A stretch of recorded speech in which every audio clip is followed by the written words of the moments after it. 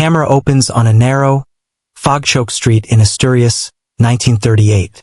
The wind moans through the alleys, carrying the faint, metallic tang of something long decayed.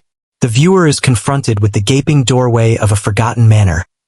Its windows blackened, its shutters splintered. In those shadows, a voice whispers, "They never left, but no one ever saw them again." 8 seconds in, and already the sense of dread is unbearable.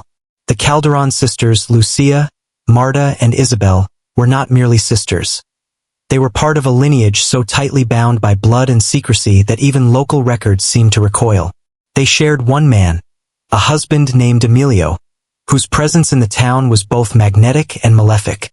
Families in Asturias spoke of them in hushed tones, describing whispers of strange rituals, secluded rooms, and children who grew up pale, silent, and strangely alert, as though aware of some invisible inheritance. Here, history fractures. No photographs, no letters, nothing official survives beyond a few parish records, barely legible in candlelight.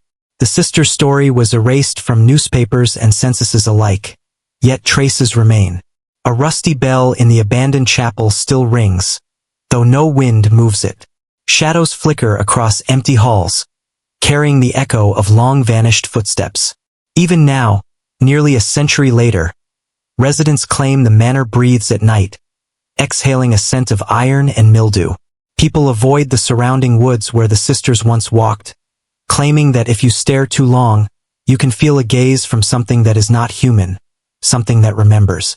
And perhaps that is the secret the Calderón sisters carried. A lineage so tightly wound it could not survive exposure, yet could not be destroyed. Asturias in the late 1930s was a town trapped between modernity and superstition. Streets twisted like veins, churches loomed like watchful sentinels, and families hid legacies behind the ornate gates of stone estates. The Calderón sisters' home was the crown of these estates. A sprawling house of gray granite, balconies crowded with climbing ivy, and windows that always seemed too dark. Lucia, the eldest, was sharp and commanding. Marta, the middle sister, spoke rarely but possessed an uncanny sense of others' motives. Isabel, the youngest, was unpredictable, like a candle flame in a draught. Together, they held the town in quiet terror. Not through violence, but through a slow, suffocating web of influence. Children went missing near the edge of their orchard, dogs would howl without reason, and even the priest would pause at the manor gates as though fearing what might look back. The sisters' shared husband, Emilio, was both adored and feared. Men envied him, women whispered about him. Yet those who entered the manor noticed a subtle distortion in the air, a tightness in their chest, an impulse to speak truths never voiced. Witnesses later claimed that conversations inside the house bent toward obsession, that the sisters' voices seemed to echo in the listener's mind long after leaving. It was in the parish, however, that the true horror began. The sisters had cultivated ties with church officials, offering donations and services. But beyond the stained glass and incense, secrets were being buried, rituals of blood and promise, recorded in the margins of ledgers and kept in the locked boxes of confessional archives. Each note, each act, reinforced a cycle of secrecy that would grow stronger across generations, ensuring the sisters' dominion remained unseen. Emilio's role in this story is both intimate and terrifying. He was not merely a husband. He was a vessel for the sisters' ambitions. In a society rigidly defined by propriety, the shared marriage was never spoken aloud, yet all sensed it. Townsfolk reported seeing Emilio at dusk, walking alone among the sisters' orchards, only to be followed by 3 shadowed figures, moving in unison like predators disguised as family. The sisters were known to enter Emilio's room in turn, never simultaneously, but the effect was cumulative. Friends described Emilio as pale, distracted, increasingly removed from the world outside the manor walls. Visitors noticed an almost imperceptible change in his eyes. Emptiness paired with terror, as if he knew something inhuman. This unusual marital arrangement was not simply personal. It was strategic. The sisters' obsession with genetic continuity, what they referred to in private as the blood's purity, drove them to extreme measures. Emilio, in many ways, became a conduit, a tool for preserving and amplifying their lineage, ensuring that each child born of this union carried forward a precise, predetermined pattern. This is where the psychological horror begins. Emilio's mind fractured under the weight of unspoken obligations, under rituals that demanded more than loyalty, more than love. Each night, the sisters would perform elaborate prayers at the manor's central hall, invoking saints and obscure spirits, murmuring incantations that seemed to bend time. Those who glimpsed the ceremonies later described an almost spectral presence, a movement of shadows across shadows. By the late 1930s, Emilio was no longer fully a man. He was a vessel, a caretaker of secrets so corrosive that even speaking them aloud might have destroyed him. And yet, in his silence, he observed the sisters' devotion, their strategies, their growing power within the town, an unholy hierarchy that no outsider could penetrate. Inside the Calderón manor, light seemed to hesitate. Thick velvet curtains filtered sunlight into dull, reddish pools. The air was always heavy, smelling of damp wood, old paper, and a faint metallic tang that no one could identify. Hallways twisted unnaturally, as though the house itself resisted scrutiny. Floors creaked under invisible weight, stairs groaned even when empty. Visitors, rare as they were, described a sense of being watched, a presence that moved independently of human observers.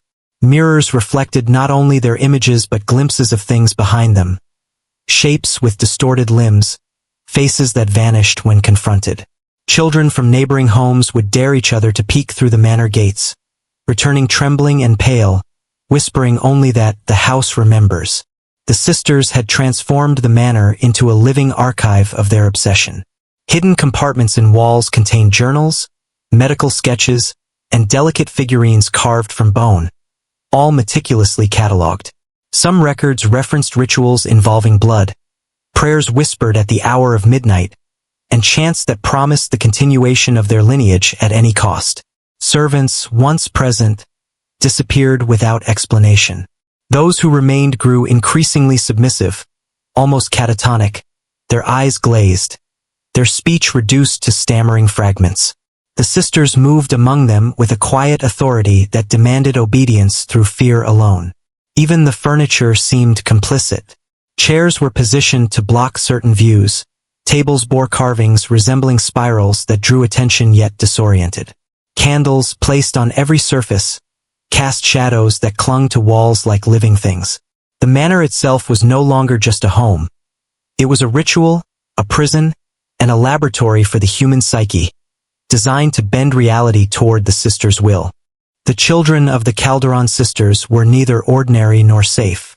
Born in secrecy, their births were celebrated with rituals that twisted the normality of family life into an unrelenting psychological trial. From infancy, each child was exposed to a rigid system of observation, instruction, and suppression designed to strengthen the lineage's blood. The sisters recorded developmental milestones obsessively, noting quirks, fears, and predispositions. Sleep schedules were regimented to the minute, play was ritualized, and affection came with an undercurrent of discipline. The children were never allowed to form bonds outside the manor. Even cousins were discouraged from visiting. As they aged, subtle psychological manipulations intensified. Mirrors and photographs were used to instill a sense of surveillance. Voices whispered in empty rooms, repeating warnings or commands. Some children reported seeing the sisters' faces in windows long after they had left, or hearing lullabies sung in a tongue they could not comprehend. Visitors noted the eerie calm of the children. Eyes too still, gestures too precise. Those who tried to engage them in ordinary games felt as though the children were observing, calculating, and silently judging. The sisters' plan was clear. These children were vessels for a genetic and psychological inheritance, bred to internalize secrecy, to carry the weight of the Calderón legacy without question. In the streets of Asturias, rumors circulated of children vanishing, of sudden illnesses, of small figures glimpsed in the manor's orchard at dusk. The town grew wary, yet curiosity mingled with fear. No one wanted to cross the sisters, but everyone knew they should. Asturias churches provided another layer of protection for the Calderón sisters. Father Morales, the parish priest, was complicit, though whether from devotion, fear, or corruption was unclear. The sisters' donations were generous, their attendance meticulous, yet the confessional became a conduit for darker transactions. Inside the dark, narrow space, confessions were not merely spiritual. They were strategic. The sisters would reveal selective truths, omitting critical details, and sometimes inventing sins of imaginary townsfolk. The priest, constrained by canon law, kept these secrets locked in his memory, storing fragments like poison jewels. Some historians claim the sisters' influence reached beyond confessionals. Parish records occasionally bear marginal notes in delicate, almost invisible handwriting, lists of births, deaths, disappearances, and cryptic symbols.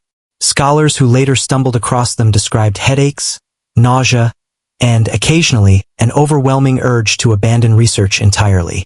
The sisters' record-keeping was meticulous and hypnotic, leaving traces that seemed alive, subtly rewriting the memory of anyone who read them.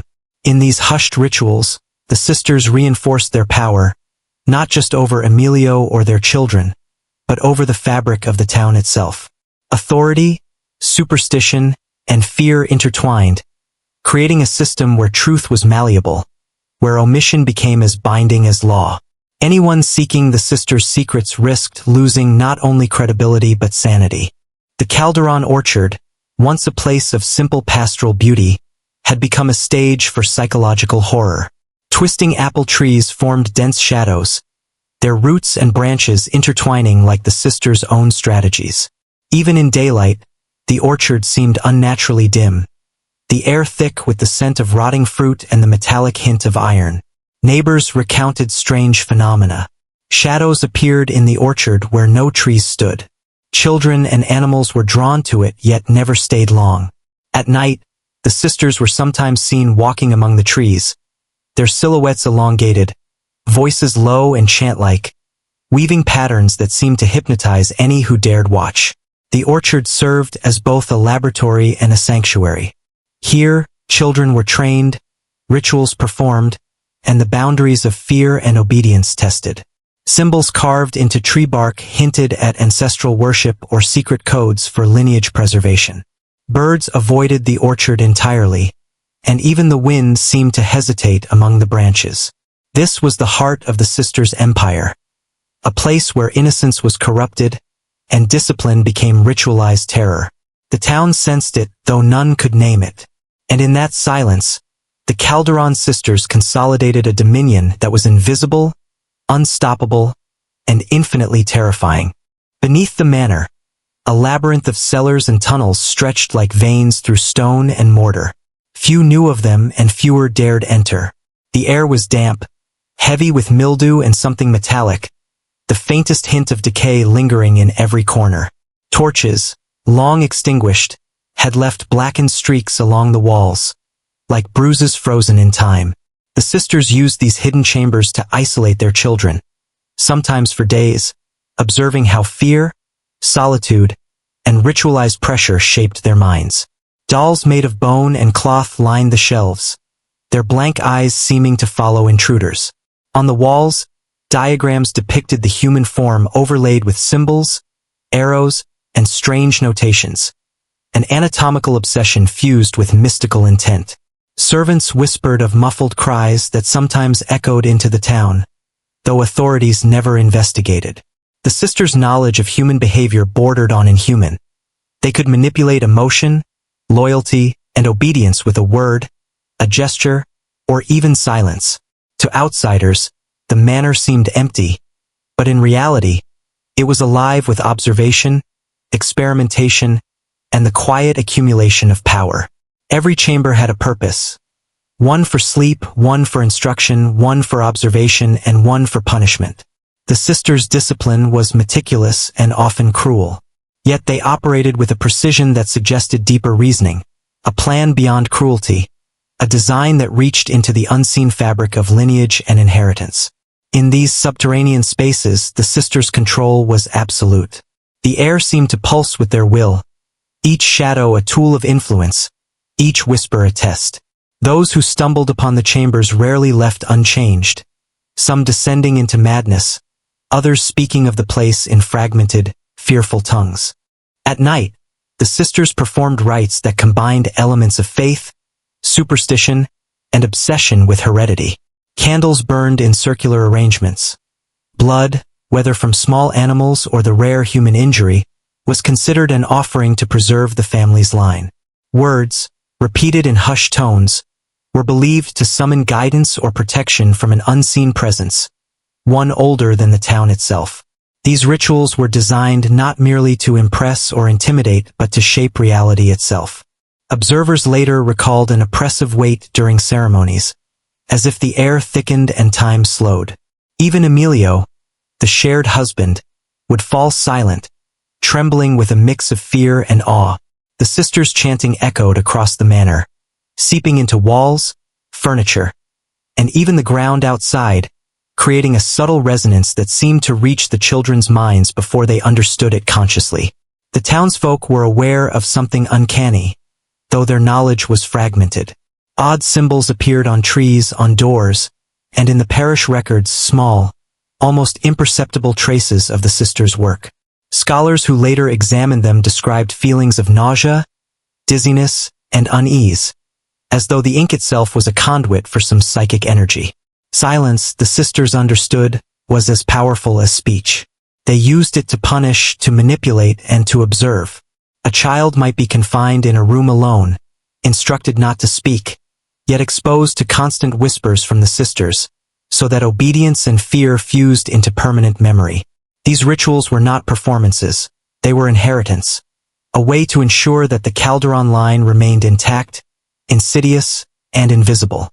Asturias, for all its quaint charm, became a participant in the sisters' dominion.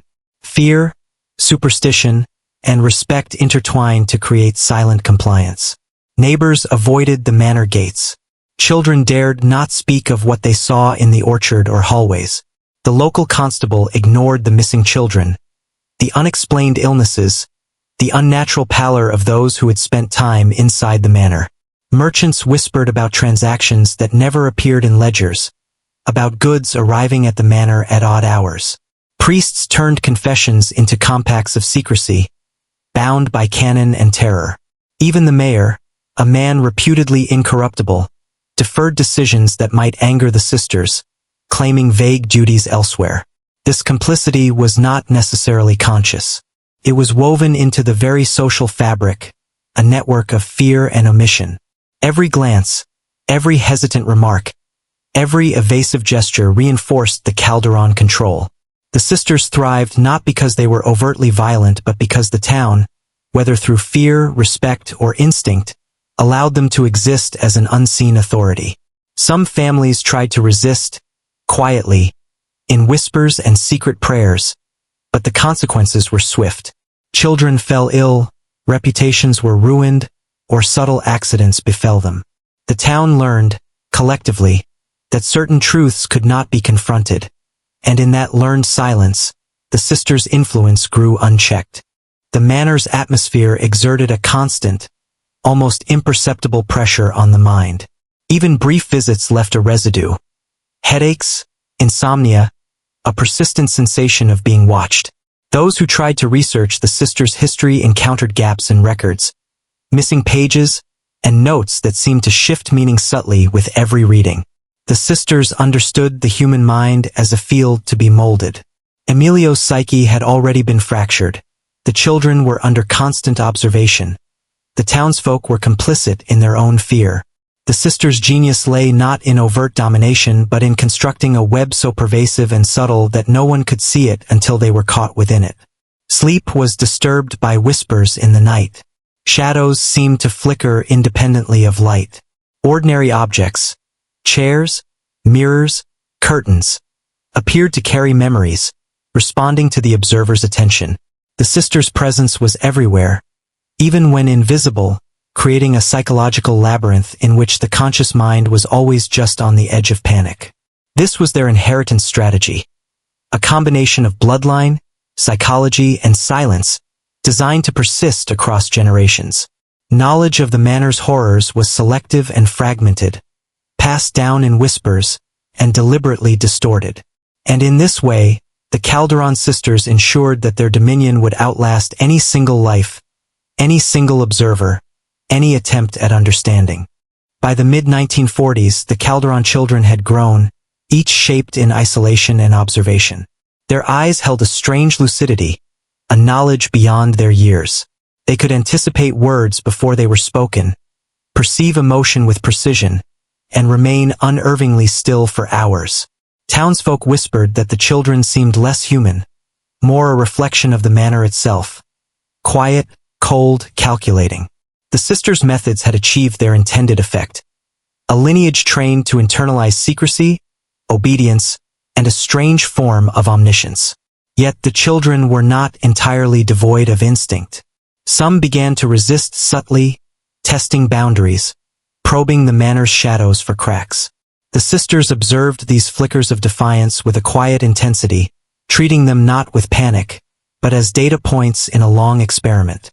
Lucia, always the most calculating, encouraged subtle rebellion when it served her purpose, using it to teach the children control over desire and fear. Marta enforced compliance through silence, staring until the children acquiesced without a word. Isabel wielded unpredictability as a weapon, reminding the children that even within structure, chaos lurked, ready to consume disobedience. This orchestration of control blurred the line between family and laboratory. Every act of affection was measured, every punishment precise. And yet, within the children, small sparks of curiosity and rebellion festered. A quiet unrest, an awareness that their world was not merely confined but meticulously designed to bend their minds. By adolescence, the children had become adept actors, capable of concealing fear or desire, projecting innocence or intelligence at will. They were living vessels of the sisters' ambition, carriers of a heritage that combined blood, fear, and learned precision. An inheritance that would leave them haunted long after the manor's doors closed behind them. In the manor's lower chambers, the sisters delved further into the esoteric. Journals speak of rituals invoking saints, demons, and long-forgotten entities. Candles burned in elaborate patterns. Blood was sometimes offered as a conduit for communication with forces beyond comprehension. Each ritual sought not mere power but the preservation of a purity, the sisters defined through both heredity and spiritual dominion. Objects were not left to chance. Mirrors reflected specific angles, creating illusions that manipulated perception. Bells rang at irregular intervals to test attention. The children were trained to interpret these signs, internalizing lessons in obedience, perception, and subtle fear. Emilio was often present, cataloging responses, his mind fractured, a witness to a world that seemed increasingly unreal. Some of these experiments blurred into the grotesque. Dolls carved from bone were placed strategically to record sound vibrations. Sounds, the sisters believed, could imprint knowledge onto the mind. Clothing, bedding, even food was arranged according to intricate symbolism, connecting body and psyche in a ritualized framework. Those who later glimpsed these chambers described an oppressive atmosphere, a sense that the house itself was alive, aware, and complicit. Shadows moved independently, surfaces seemed to pulse faintly, and the air was thick with the residue of centuries of obsession. Even the manor's walls seemed to hold memories, folding events into themselves, preserving the sisters' influence across time. Emilio's decline was as gradual as it was terrifying. Once vibrant, intelligent, and charming, he became a hollow shell, a caretaker of secrets he could neither share nor fully comprehend. The sisters' rituals, their manipulations, and the constant psychological pressure had reshaped him. He moved through the manor as though trapped in a dream, responding with reflex rather than choice. Visitors described him as having eyes like dried leaves, alive in hue but brittle, fragile. His voice, once commanding, had dulled to a monotone murmur, yet he carried out his duties with meticulous care, tending to the children, observing rituals, and maintaining the manor's illusions. The sisters needed him both as partner and witness, and he fulfilled that role even as his own sense of self dissolved. Some speculated that Emilio's presence was the final component in the sisters' experiment, a human vessel connecting the outside world to the manor's interior logic. His compliance reinforced the children's training, validated the rituals, and extended the sisters' dominion beyond mere family into the realm of psychological contagion. Yet fragments of resistance remained, fleeting as shadows. Occasionally, Emilio would pause, eyes distant, mouth trembling, as though glimpsing truths too vast to bear. In those moments, the weight of the manor's horrors pressed visibly upon him, a silent testament to the sisters' unrelenting control. Whispers of vanished townsfolk became impossible to ignore. Merchants, servants, and even occasional travelers were said to enter the Calderón estate, never to leave. Parish records contained oblique entries. A missing boy, a servant relocated, a merchant transferred to family holdings, phrasing chosen with care, concealing terror behind civility. The sisters' power extended beyond fear. It required complicity. Disappearances were never violent in an overt sense. There were no screams, no blood in hallways, but the absence itself became an instrument of terror. Townsfolk learned quickly to avoid inquiry, understanding instinctively that curiosity could unravel lives. Some claimed that at night, faint voices drifted from the manor's upper floors, children's laughter, murmured incantations, and the hushed, rhythmic cadence of three sisters speaking in unison. Shadows flitted past curtained windows, and windows themselves seemed to bend, reflecting forms that did not exist in reality. Historians who later tried to reconstruct events faced frustration. Names, dates, and relationships existed only in fragmented, unreliable accounts. Each lead seemed to vanish, leaving an impression not of absence but of deliberate erasure. The Calderón sisters had ensured that their story, like the shadows in their manor, could never be fully traced, only sensed, feared, and whispered about. By 1938, the sisters' work had reached a terrifying crescendo. Hidden chambers, the orchard, and the manor's shadowed halls became stages for rituals that fused the occult, heredity, and control. Candles burned in exact geometric patterns. Mirrors reflected angles meant to disorient the mind. Blood, carefully measured, was poured into carved basins, and the children, now adolescents, were instructed to recite incantations that had been memorized from infancy. The final rituals sought not mere survival of the lineage, but the crystallization of power itself. Each act was precise, each movement rehearsed, each sound, chant, whisper, or sigh, carefully recorded. Emilio, once a man, now functioned as a witness and facilitator, ensuring that the rituals adhered to the sisters' exacting standards. The manor itself seemed to pulse in sync with these ceremonies, walls vibrating faintly, shadows elongating as though alive. Neighbors reported seeing lights flicker in unnatural patterns across the manor windows, while a low hum filled the air, perceptible even outside the estate. The sisters' presence became almost spectral, a force that extended beyond their bodies, infusing the house, the orchard, and even the soil with their will. By the time the final ritual was completed, the children had been transformed into vessels, silent, alert, and entirely obedient. Their eyes, reflecting candlelight, appeared to hold a knowledge that was not entirely human, a mixture of memory, instruction, and something older, lurking beneath consciousness.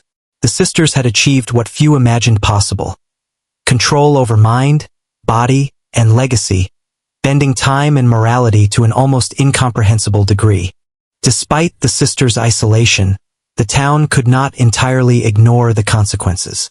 Shadows lengthened, animals disappeared, and whispers of the disappeared reached fevered intensity. Merchants refused deliveries near the manor. Children avoided the orchard entirely. Even those who had once tolerated the sisters' presence now recoiled from their lingering aura of fear. Rumors emerged of strange figures glimpsed in windows, silhouettes that moved contrary to light. Bells rang without wind. Neighbors swore the manor exhaled a scent of iron and decay, and that footsteps echoed along empty streets.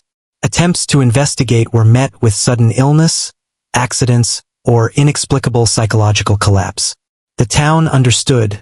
The Calderón Sisters' dominion was not merely social, but metaphysical. Even clergy expressed unease, whispering about omens and unholy compacts. Local historians found their research derailed by missing documents, contradictory parish entries, and vague recollections of older residents who refused to speak on the matter. Fear, once subtle, became the town's governing principle. Silence, carefully maintained for decades, now took on the weight of terror, ensuring that no one outside the manor would ever fully comprehend what had occurred. No empire of fear is eternal. By the late 1940s, the Calderón sisters themselves began to falter. Isabel's unpredictability grew dangerous, Marta's silence hardened into obsession, and Lucia's calculating mind strained under the weight of decades of control. The children, now fully aware of their own power, began to test boundaries, challenging rituals in small but deliberate ways. The manor itself seemed to respond. Shadows twisted unexpectedly, whispers contradicted previous commands, and previously obedient rooms became disorienting and confusing. Even Emilio, long a vessel of compliance, faltered.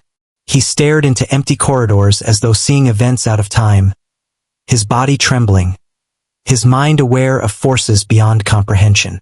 The sisters' empire of control began to crack, leaving traces of fear in the children, doubt in the adults, and a palpable sense of cosmic disarray in the manor.